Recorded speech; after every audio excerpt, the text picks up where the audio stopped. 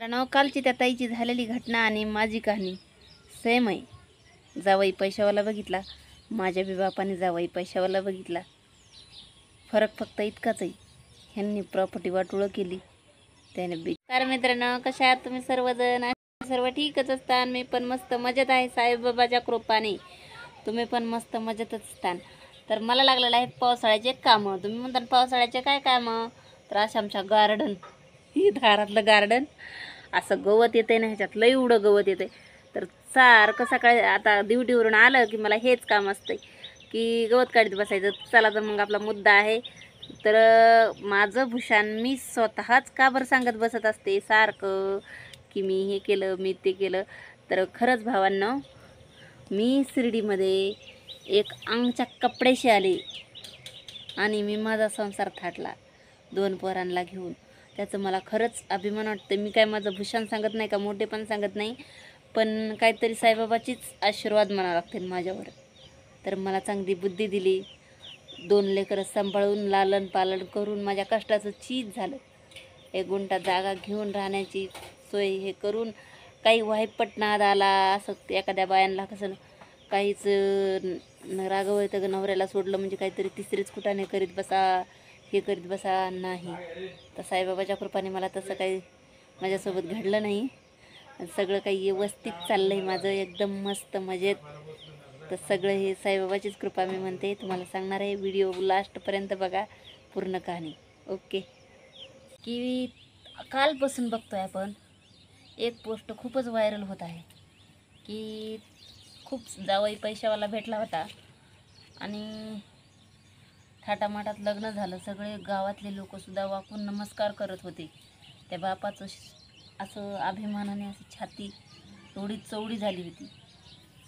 पण त्या ताईने काय केलं, छोटं बाळ सोडून आत्महत्या करावं लागली तिला. तिची काहीतरी अशी मजबुरी आलीच असेल ना तिला, तिला आत्महत्या करावं लागली. कारण मी एवढं सगळं केलं आहे, हा माझा फ्रॉड आहे. मी स्वतः कमवला आहे, कष्टाने माझे मुलं मी मोठे केले आहे. सारखं सारखं सांगण्याचं कारण माझं हेच आहे. बघा, मुली आत्महत्या करताय, मरताय, काहीतरी करताय, कुंकड तरी निघून जात आहे. पण एवढ्या त्रासातून जगून दाखवणं इतकं मुश्किल असतंय ना. पुन्हा एकटं तरी माणूस कसं बी जगल, जाऊ द्या. पण मी इतकं छाती ठोकून सांगते की 2 मुलाचा सांभाळ केला आहे. ते बी कुठं काय मी हॉस्टेलला टाकून आणि अनाथ आश्रमात टाकून नाही बरं, स्वतःच्या जवळ घेऊन मुलं सांभाळून, कष्ट करून, भांडे घासून, धुणं धुवून, वाटण ते काम केलं.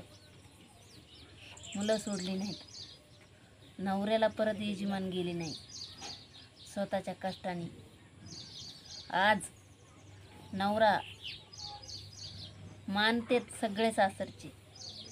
खरंच मी करून दाखवलं म्हणून. तर माझ्या मुलींना एकच विनंती आहे की एकटं माणूससुद्धा संसार उभा करू शकतं बरं का.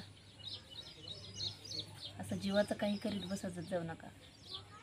कालपासून बघतोय आपण, इतकं गाडी दिली, हुंडा दिला, सोनं दिलं, सगळं काही दिलं, तरी त्या ताईने जीवाचं वाटोळं केलं.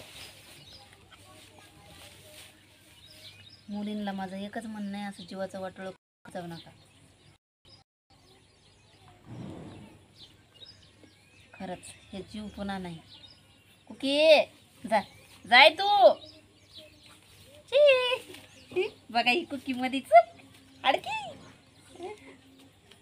सोड. दीपाली, तुझी चपाती पिपाती असली तर टाक बरं, सकाळी केलेली तू. परत काढते गवत. आता बाकीचं राहिलेलं हे या चहा घ्यायला सर्वजण. हे बघा, हे खूप दिवसांनी मी आता काम चालवलं आहे. हे असले काम हे आमच्या भैयाचं चालवलं आहे, चहा प्यायचं काम.